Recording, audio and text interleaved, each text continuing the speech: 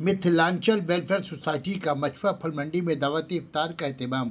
हज़ारों की तादाद में रोज़ेदारों ने रोज़ा खोला।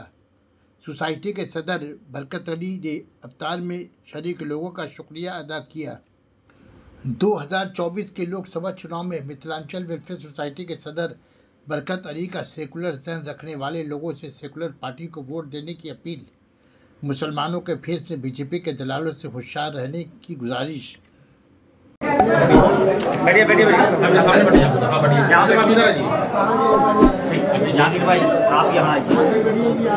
एक मिनट, हमको आप यहाँ बैठिए। लगता है नीचे का तल्ला पूरा हॉस्पिटल हो गया। आप ऊपर के तल्ले पे भेजिए, ऊपर बढ़ जाए तो तीसरे फ्लोर पे भेजिए आदमी को। आप लोग थोड़ा खामोशी इख्तियार कीजिए। इमाम साहब आप लोग थोड़ा बयान करेंगे, बयान आप लोग सुनिए, उसके बाद दुआ होगा इंशाल्लाह। आप जितने भी आदमी सभा भी बैठ जाइए, कहीं बताइए लोग आदमी बैठ जाइए। व्हाट्सएप पे लिख के ये